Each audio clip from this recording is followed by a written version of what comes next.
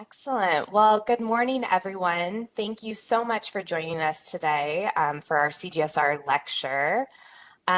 We are very privileged to have Reid Pauly join us today to talk about his newly released book through Cornell University Press, The Art of Coercion, Credible Threats and Assurance Dilemma.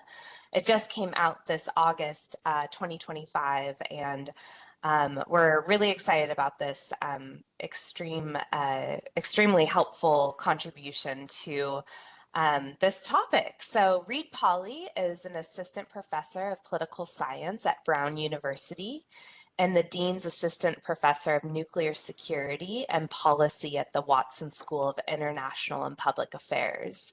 He studies nuclear proliferation and nuclear strategy, coercion, the topic of today, secrecy in international politics, as well as wargaming. His scholarship has been published in many different forums. You can find him in everything from International Security, International Studies Quarterly, the European Journal of International Relations and Foreign Affairs. And Reid earned his PhD from MIT. He's held fellowships as well at Harvard's Kennedy School at the Belfer Center, as well as at Stanford's University's Center for International Security Cooperation. We're very excited to have him today. Just a quick things for people who haven't attended the CGSR lecture series before. This first part of the lecture is recorded. Reid will speak for about 30 to 45 minutes, pending what he'd like to discuss with us. And then we really want this to be a discussion. Once we get into Q&A, we will have a pretty robust amount of time to really, converse with Reid on this topic and other research as well. So we are really looking forward to the conversation, and I'll hand it over to Reid. Thank you. That's fantastic. Thank you so much for having me. It's a delight to be with you today, to be sharing this new book, The Art of Coercion, published by Cornell University Press. I'm excited for the discussion we're going to have about it, but there's only about 45 minutes of it that I'm going to share with you, and for the rest of it, I encourage you to go to the Cornell University Book Press website and download your free copy. Thanks to the generosity of the Stanton Foundation, the ebook is free. They supported this research. They made the ebook free, so please go for all the stuff left on the cutting room floor of this talk to download that, get your own copy. I study coercion theory, and that's what this book is about. Something I like to emphasize at the beginning of talks is that I'm going to give you a scholarly kind of talk about the theory in the book. But even for a great audience like CGSR, where we have scholars and practitioners, I want to emphasize that practitioners have theories too, right? So there may be a lot of theory in this talk, but really any X causes Y statement counts as a theory in political science, right? If I do X in the world, Y will happen. And policymakers have these beliefs all the time. And it's important that we get it right. And so in the scholarly world, we make them explicit. We say, well, how often does X cause Y in the real world? And can we go look at history to find out? So a lot of this talk will have kind of theoretical concepts, but I hope you'll find, and I hope we can tease out in the discussion beyond the examples that I use in the talk, all the ways in which this matters for the problems that you care about. So I am interested in this project and overall in my scholarly research program on a big question. Why do some coercive demands succeed while others fail? And coercion is the strategy of using threats, usually of military or economic punishment, to try to change the behavior of others. So governments often attempt coercion to curtail human rights abuses or secure better terms in a trade agreement, resolve disputes of any kind in their favor. And when states make threats, regardless of whether they should be making those threats or not, it doesn't matter to me whether in this research program, whether this is a case that should be coercive or not. What matters is when they make those threats, when do they work and why? Um, and in some sense, the puzzle then is best expressed as an observation of the aggregate empirical pattern we can observe in history, which is that coercion does not work very often. It succeeds, as in the target concedes that which the coercer demanded, in only about a third of cases that we can observe, compellence cases. But the puzzle is also evident in whose threats work, because our simple intuitions often fail us here, because coercers who are stronger than the target, measured by higher military expenditures, say, than the target, have about still a third success rate, a 36% chance of succeeding. And depending on how you count, scholars have counted in lots of different ways, but American attempts at coercion have an even lower success rate.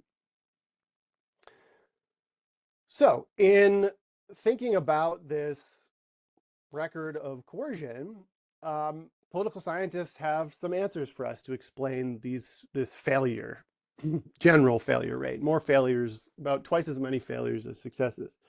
And there's a couple of answers we have to this. One is that we think it's difficult because what we can observe in the historical record are the cases of disputes between states that were not resolved short of coercion.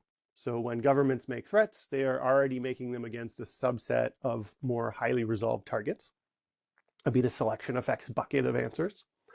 But the second big bucket of answers is that coercion fails. When coercion fails, we point to some flaw in the coercer's threats, either their credibility, usually, or their severity. So threats have to be believed, and the pain they threaten has to hurt. So when you don't make the right threats, they don't work. And these arguments are so consistent in the security literature on this topic that I think they constitute a paradigm of thought. And policymakers have these intuitions as well, right? If only they didn't think we were bluffing, if only we'd squeezed the adversary a little bit harder or a little bit longer, surely then targets of coercion would give in. And so I see this book and much of my other work as trying to broaden that threat-centric paradigm, to study what makes threats work beyond just their credibility or severity, to flesh out a more satisfying theory of coercive bargaining. And so what I'm going to focus on today is the underappreciated logic of contingent action at the heart of coercive interactions. Even highly credible and severe threats fail if they are not perceived as conditional.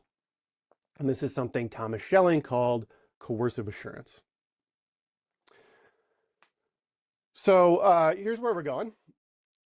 Pardon me, I'm going to slide too far, but that's all right. Here's where we're going. I'll dig in. I'm going to offer some basic definitions. I'll turn then to why coercive assurance has been underappreciated in the study and practice of coercion, I think. And I'll offer a theory called the assurance dilemma. And then I want to describe briefly for this audience, the cases and research methods of the book before really just walking you through several examples of how coercers have confronted the assurance dilemma in international coercive bargaining. So let's dig in. I gave you a definition of coercion already. What I say today, I think, can apply to both deterrent and compellent threats. That's threats to either preserve or to alter the status quo. That said, I scope the empirics in the book down to compellent threats alone. Deterrence is more difficult to observe, but I'm going to come back in the talk at the end when we talk about policy implications to think about a couple cases of deterrence that it definitely applies to and how it might in general apply to deterrence. And what does coercion consist of? So all coercive interactions have at least three components, really any type of coercion. And I should have said as well, when I use the term coercion, I do prefer the Schelling terminology, that it is an overarching term that can apply to deterrence and compellence. So no matter what, if you are engaged in coercion, there are at least three components of your strategic interaction. The first is a looming threatened punishment. This is a consequence that the coercer wants the target to consider. The second is a demand, communicating what behavior the threat is contingent upon.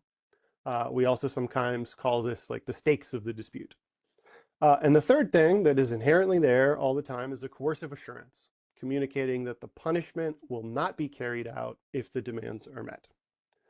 Coercive assurance is just that contingency principle. If you comply, I will not punish you. And it underscores that the object of coercion is to present a choice to the target, and one that does not lead the target to believe that they are damned if they do and damned if they don't, and that they don't really have a choice. A few more things about this important concept of assurance in coercion. Coercive assurance happens only in the context of coercion. I do think you can think about this book and my work in the context of the field, if you're familiar with it, through the study of reassurance during the Cold War. Scholars like Lebeau, Stein, or Osgood studied how to mitigate the security dilemma by showing that you were not a threat, maybe communicating that I mean you no harm. This is in the ballpark, but by contrast, in the context of coercion, I am threatening you today, and I need you to believe that I mean it. You just also need to know that it is avoidable, the punishment. And coercive assurance is and should definitely be understood as distinct from carrots. It is not an inducement. It's also not the stick. It is the contingency of the stick. So sometimes when we talk about the world in terms of sticks and carrots, or think that that's the sum total of kind of tools that coercers have at their disposal, that can obscure this important concept of coercion. That if we have to use those terms, this really should be expressed as like the contingent logic of the stick, or the contingency of the stick. And as I've been alluding to, and should just reemphasize, coercive assurance need not be explicit to exist, right? So in fact, just making a coercive threat implies an assurance. To paraphrase Thomas Schelling's famous sentence here, to say one more step and I'll shoot implies that if you stop, I won't shoot. But just because you believe the threat doesn't mean you have to believe the assurance. They can be judged separately.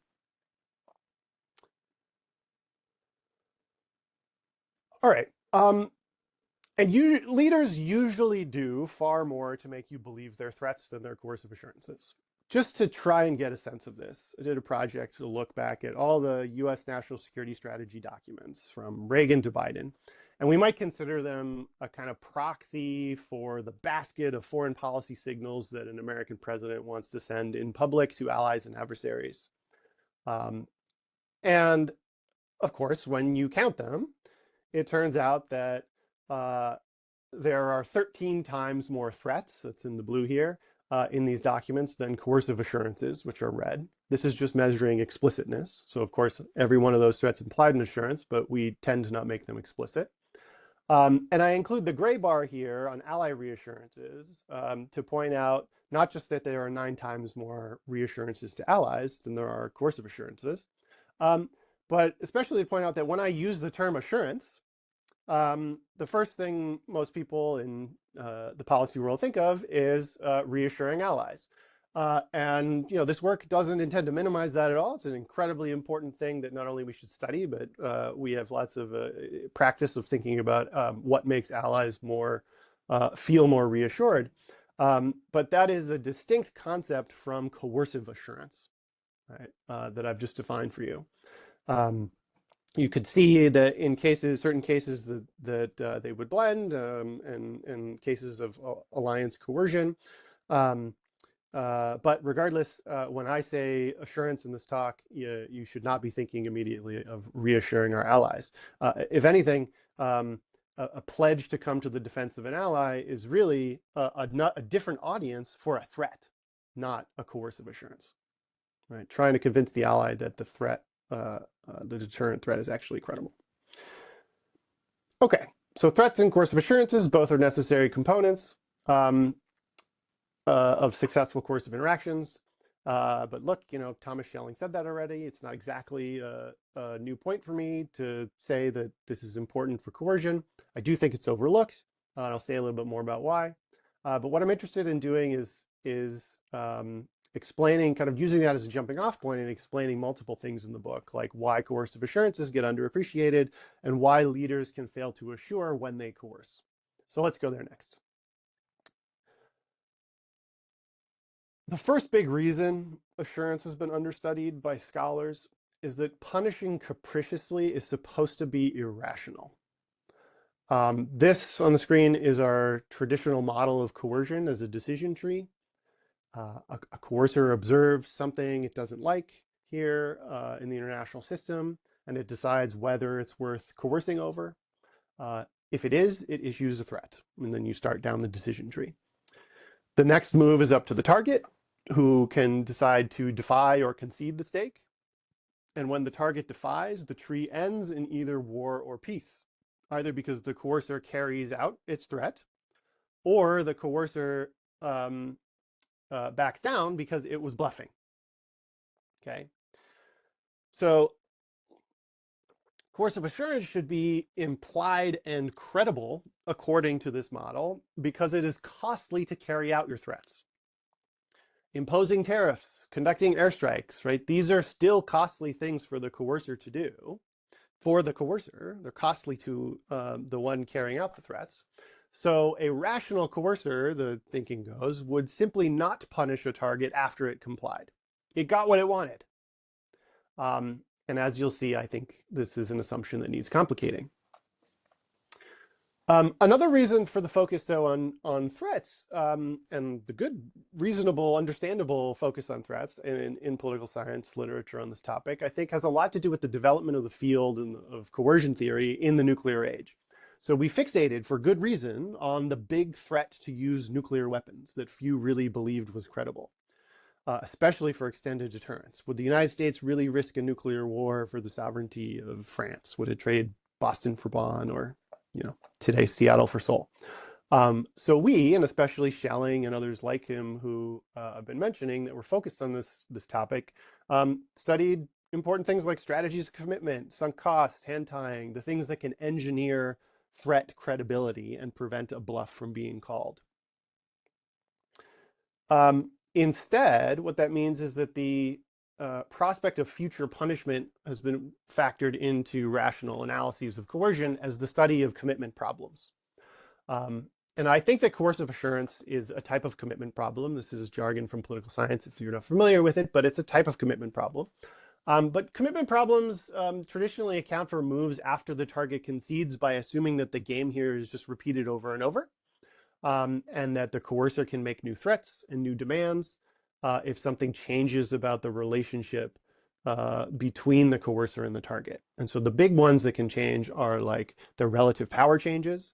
So the coercer gets stronger, the target gets weaker. And our go-to example here is often Czechoslovakia. So when Czechoslovakia surrenders the Sudetenland to Hitler in 1938, it surrenders its border fortifications in the ceded territory, so it has even less capacity to resist future demands. And then, of course, next Germany annexes the rest of it. The other big thing that can change in our literature, other than power, is reputation. So a target acquires through its prior concession a reputation for being a pushover. And then we have lots of examples in history of leaders deciding that they better stand firm today, even though they think they're going to fight a doomed war or really costly conflict. But they want to stand firm because they want to protect that reputation for not being a pushover. So assurance commitment problems are a little bit different because they capture even more immediate concerns. They're not these second-order consequences of conceding. These are direct fears of duplicitous or unconditional punishment. And they sound like this. So in the context of severe multilateral sanctions crippling the Iraqi economy and with the aim of coercing compliance of Saddam's government with UN inspectors who were overseeing the dismantlement of Iraq's WMD programs, Saddam framed the choice he faced to his advisors in the mid-90s as follows. Iraq could have sanctions with inspectors or sanctions without inspectors. He perceived no escape. He thought he was damned if he did and damned if he didn't. What was the point of complying? Iraq was going to suffer anyway. And so what did he do? He stopped cooperating. So if credible assurance is not just implied, then I wanted to know, why do targets of coercion fear non-contingent punishment? When and why do coercers punish anyway?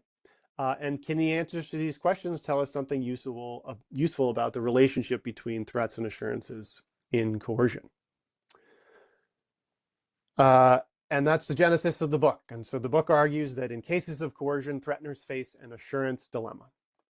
The actions coercers can take to bolster the credibility of their threats undermine the credibility of their assurances not to punish. And that this trade-off exists because in the process of bringing pressure to bear on their targets, coercers introduce incentives to punish their targets anyway. And even if they didn't intend to, they can lose control over the decision to punish.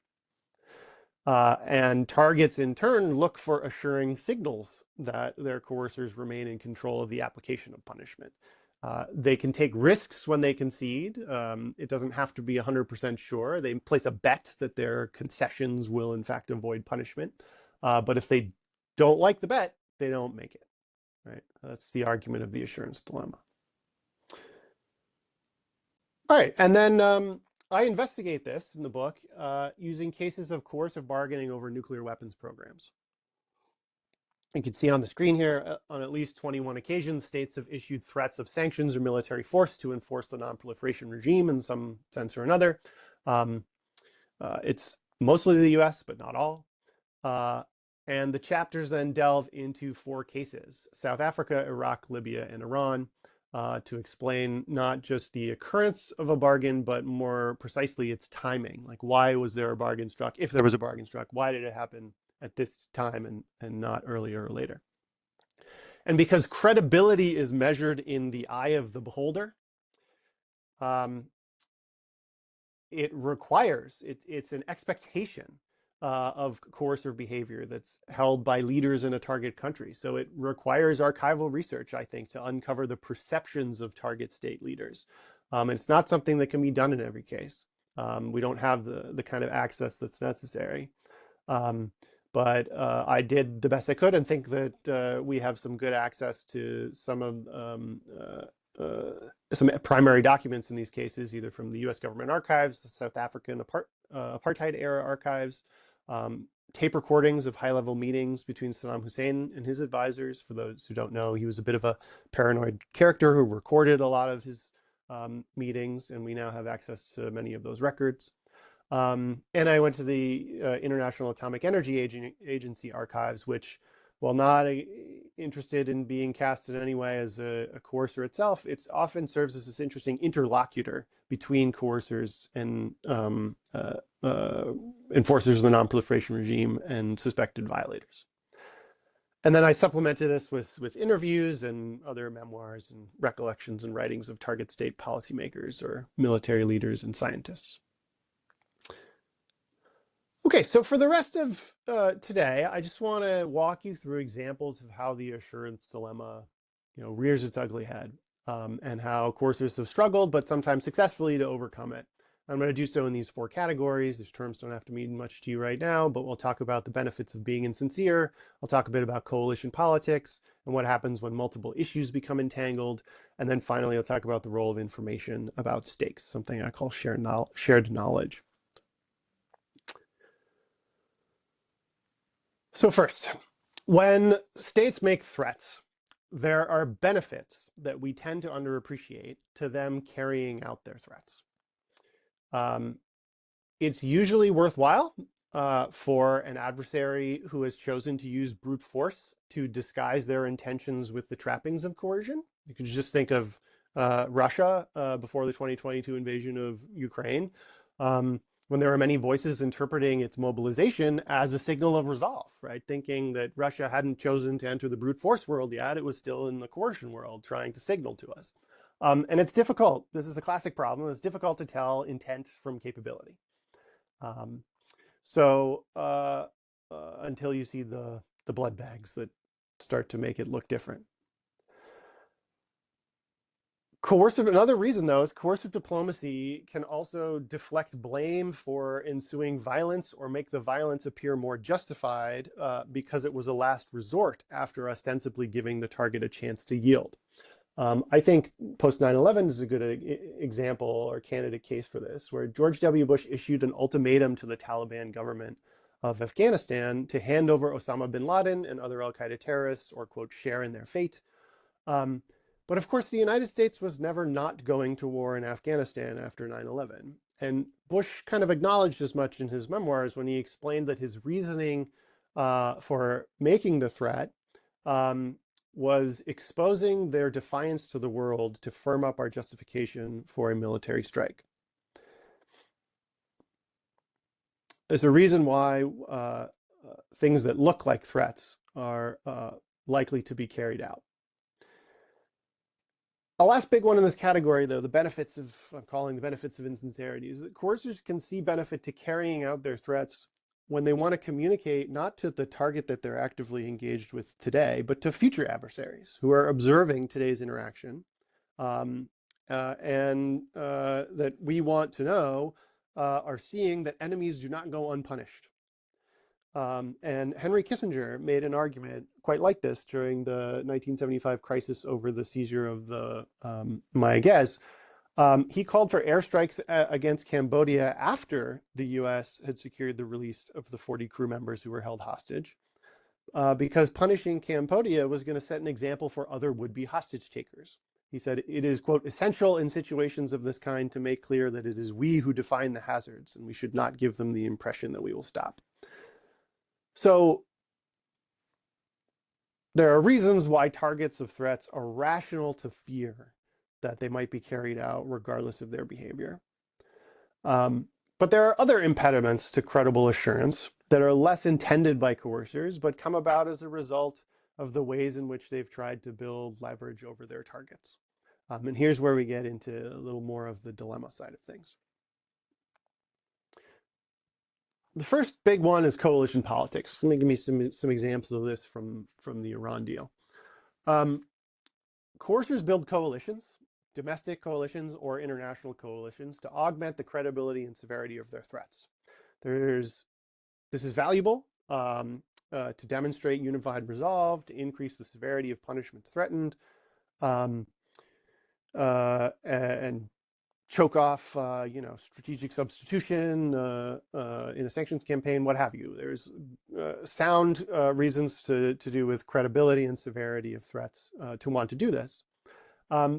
But there's a trade-off. So in constructing these coalitions, coercers can lose control over the ability to withhold punishment on their terms. Every actor in a coalition has their own influence and interests, and targets, when you flip to their perspective and they evaluate coalitions, a rational target will ask, if I strike a bargain with you, are they going to punish me anyway? And these kind of impediments came up during coercive bargaining with Iran that led to the 2015 Joint Comprehensive Plan of Action, the Iran deal, which, as we all know, came apart 3 years later. But I think there are a lot of lessons for coercion in coercion theory from studying the fact that it came together at all in the first place. Domestic and international examples. Domestically, in the United States, Congress was a potential impediment to sanctions relief. And Iran knew this. As you may recall, 47 Republican senators had in fact written a letter to Iranian leadership warning them that they might not go along with the agreement. And so concurrent with formal negotiations abroad, the Obama administration negotiated with Congress to bound congressional oversight over sanctions waivers. And INARA, the Iran Nuclear Agreement Review Act, was passed 2 months to the day before the JCPOA was finalized and signed. And it formalized the White House's position that this would be an executive agreement and not a treaty, and the president would be free to waive by executive order many nuclear-related sanctions. This was an action that demonstrated control over the ability to withhold punishment that a potential spoiler, Congress, might have wished to impose anyway. Okay. Internationally, the United States had to do something similar with trying to communicate to Iran that Israel, a state that was not officially party to the bargaining process, would nonetheless be bound by an agreement and not act as a spoiler to conduct unilateral airstrikes the way they just did this past June. It's hard to say, harder to say, certainly based on available documentary evidence, whether or not this worked. But we can say that at least the administration officials believed that they influenced Israeli debate about strikes prior to 2015, in part by lobbying in country to make it more difficult for Israel to strike while an American dignitary was visiting in harm's way. But also by increasing military assistance and still withholding tools that would have aided an Israeli strike. They were asking for tankers and more earth-penetrating munitions to reach the deeply buried facilities. And critically, though, Tehran is the ultimate receiver of the signal, right? Not Israel. When we discuss this, we tend to think about American and Israeli signaling back and forth. And what this book is getting you to focus on is the reception of those signals within the target. And so another strategy that Washington pursued was to publicize its consultations with the Israelis.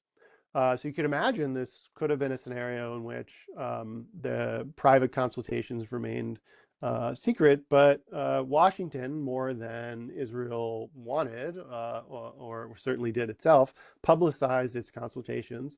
And one of my interviewees, an Israeli national security advisor, basically admitted or hypothesized to me, right, that maybe the United States did this in order to hug Israel publicly so that they could claim Israel would be bound by the deal, right? Okay, so that's coalition politics. Happy to come back to discussing any of these more.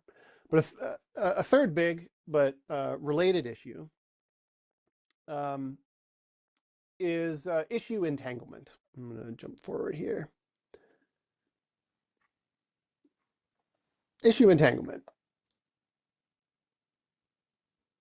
So in constructing coalitions, coercers often log roll and expand their aims to try and tie multiple demands to the same threatened punishments. In this way, coercion becomes what I call entangled. When the target considers conceding to one demand, they assess that they will have to bear the threatened punishment anyway over another issue which they've not conceded. And some great examples of this come from the late 1970s in South Africa. So what's going on in this context? In the late 1970s, racist South African policymakers who were committed to the apartheid state, but wished for the removal of nuclear-related sanctions, perceived that there was an entanglement between human rights abuses of apartheid and the nuclear program.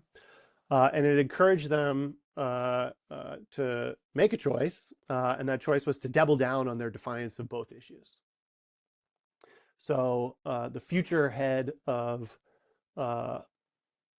Pretoria's intelligence services concluded at the time that the acquisition of nuclear weapons will not necessarily isolate South Africa any further.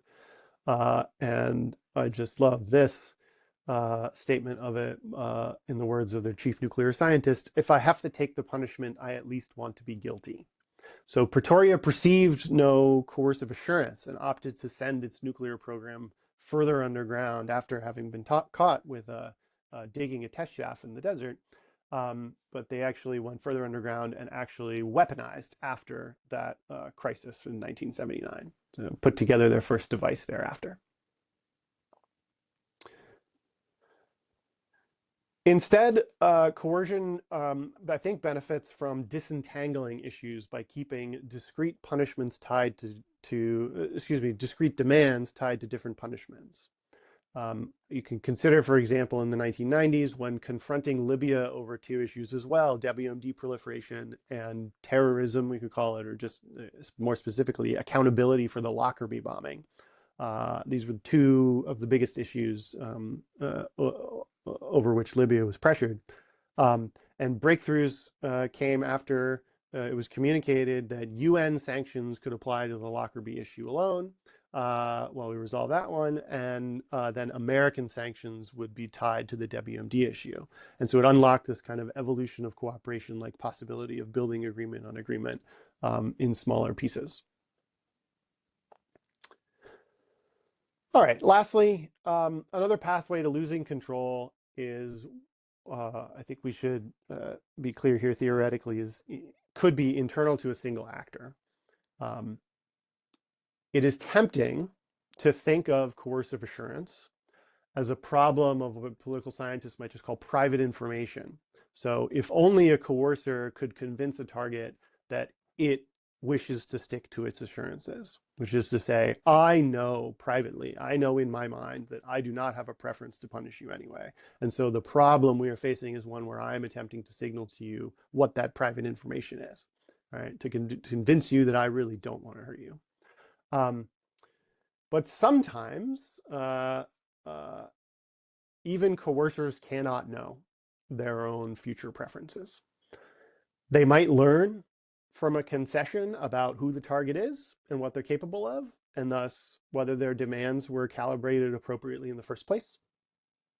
And a target, from their perspective, is going to defy if they think that conceding is only going to increase their probability of punishment.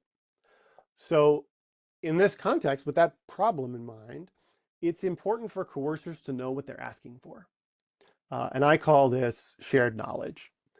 So targets wish to know that their concessions will not reveal new material information to their coercers. Saddam Hussein was terrified of this in tape recordings, his discussions with advisors throughout the 90s, right? They follow exactly this pattern. Let's admit everything they know about our WMD research, but hide everything we don't think they know. And Gaddafi did the same thing in 2003, only coming clean after confronted with intelligence about what coercers already knew about his clandestine nuclear procurement. And in the book, I compare inspections reports from the IAEA with documents stolen by the Israeli government from Iran's so-called atomic archive to establish that the United States and its coalition partners knew already that which Iran had to admit as part of the deal, that they consciously did not push Tehran to reveal more than they already knew about its past nuclear weapons program. Right, you can remember like calls for Iran to come clean, confess its nuclear sins were repeated by both supporters and opponents of diplomacy. And so that issue kind of imperiled negotiations. And the policymakers at the time tried to approach it strategically. This is John Kerry's statement of the idea of we know what they did, we have no doubt, we have absolute knowledge with respect to the certain military activities they were engaged in. What we're concerned about is going forward. I just love the way that Jake Sullivan expressed that sort of similar logic to me in an interview where, with respect to Iran's past weaponization research, he said, we knew and they knew we knew, and we knew that they knew we knew. I just love that kind of very shelling, like strategic interaction logic of the role of information in a coercive interaction. So overall, I'm putting some bones on the axiomatic importance of assurance and coercion. This is a topic that anyone who seeks influence in international politics, I think, needs to take seriously. Coercive assurance is difficult, even for sincere coercers, because there's a dilemma between credibly threatening and credibly assuring. And as states bolster their threats, they can lose control over their application. I think there's a lot more work for us to do on this topic. And I'm not alone. There are others, including those cited on the screen, who are helping to rebalance our literature away from just focusing on the credibility of threats. But still, it is more common in the study of coercion to propose ever more reasons why strong states threats lack credibility. We often point to, and it's not that these are wrong, it's just that they are one side of the coin explanations. If you point to public sensitivity to casualties or the sending of cheap signals with air power, right? Trying to evaluate ways in which the United States should be making more credible threats. The same can be said of the literature on economic coercion.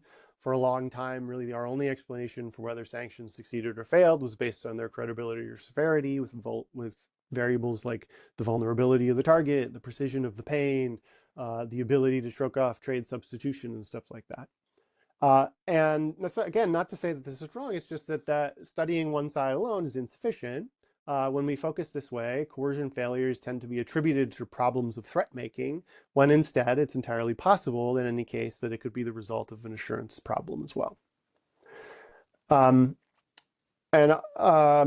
One additional implication for scholarship, I think, before I don't belabor this slide, I think it's just important to emphasize that it shouldn't really be possible anymore to explain the dependent variable of coercion success or failure without controlling for the credibility of coercive assurance. And this has been somewhat common in the quantitative literature when it compares across cases to say, okay, we're going to just kind of vary this single variable that we think might be associated with threat credibility, and then see what the correlation is with success and failure. That's really insufficient if you're not also accounting for what we know to be a necessary component of successful coercion, which is the credibility of assurance as well. Did the target really believe it had a choice? Okay, so I won't belabor anymore the scholarly side of things. What I want to get to is policy. For policy, I think this matters a great deal in international politics because coercion is so prevalent. And failure can lead to war, right? When coercion doesn't work, we turn sometimes to more violent means to solve disputes. So there's a sort of optimism in a sense trying to drive the study of coercive bargaining, is that if we could really understand how to communicate with each other better short of war, not giving up on the things we truly care about, the stakes we think it's worth coercing about in the world, but communicating effectively about them, then we could resolve disputes short of war. But it matters a great deal to do that because when it doesn't work, we see more violence. I think this could then means that this idea should apply to any modern policy hotspot, anywhere where anyone is made a threat. You could think about applications to Russia and Ukraine. You could think about American tariffs, really anywhere where coercion is involved. But where I would drill down briefly is where I said I would come back to, is just to think about deterrence for a second. I said I would talk about deterrence cases. I'll use examples of deterrence from Korea and in deterring a war over Taiwan. But say something more broadly first about the application of these concepts in deterrent circumstances. Coercive assurance in the practice of deterrence often boils down to an appreciation of the status quo, right? The respect of which is the deterrent demand, right? Don't violate this status quo or there will be consequences. And this is what scholars like Jessica Chen Weiss, Tom Christensen, Bonnie Glaser, Taylor Fravel, they're drawing attention to when they talk about the importance of the one China policy to deterring US-China war over Taiwan. So applying the coercive assurance lens to thinking about deterrence in this case, just as important as raising the perceived costs to Beijing for violating peace in the Taiwan Strait is signaling that Washington is also committed to the status quo over Taiwan, which is intentionally ambiguous, right? The one China policy. Effective deterrence requires both credible threats and credibly signaling a commitment to that status quo. If you haven't read it, this is a piece that engages with the book, but goes in much greater detail that I commend to you to think about how it would apply in stabilizing deterrence across the Taiwan Strait. On the Korean Peninsula, interestingly, coercive assurance is at play, I think, in the trade-offs between pursuing both deterrent goals and compellant goals. So preventing the use of North Korea's nuclear weapons is a deterrent goal, right? Deterring North Korea. Whereas seeking denuclearization of North Korea is a compellant goal, requiring a change from the status quo today, okay? And the two interact through their implied coercive assurances, right? That is, compelling Pyongyang to give up your nuclear weapons or we will hurt you contradicts the assurance that is implied in deterrence, which is that if that we won't hurt you unless you hurt us first. right? And so the goal of denuclearization thus undermines a bit the goal of deterrence on the peninsula by weakening the assurance that North Korea will find safety in not using its nuclear weapons. Now, to be clear, this does not mean that you have to abandon one goal or the other, or that I'm saying you cannot pursue denuclearization. What it means is that if you want to do both at the same time, as our current policy says we want to, then we have to acknowledge the trade-off and accept some level of optimal instability with attendant risks of crisis and conventional war or eventually nuclear escalation, right? That you are willing to risk some higher likelihood of deterrence failure in order to also pursue your compelling goal, right? And so in thinking about the coercive assurance side of coercive interactions helps to make that trade-off clear. All right, so bottom line, the book suggests that leaders should not try to just bully their way to influence, and that when leaders elect to coerce, they should do so sincerely and be willing to let their targets choose to avoid punishment. The book has lots of examples of leaders making what seem like illogical threats from the perspective of coercive assurance. And there's lots of reasons to suspect that that'll always be the case. But leaders do, I think, need to appreciate better that the ability to assure is also power, right? Just as the ability to threaten is power. If we define power in this sort of relative sense, as in I am powerful if I can convince others to do what I want, then a state that cannot make credibly contingent threats is a weaker state, no matter how much it can threaten. I think we need to factor that more into our thinking about power in the international system. So with that, I've spoken long enough, and I really look forward to our discussion and engaging with your questions. Thanks a lot. Thanks for having me.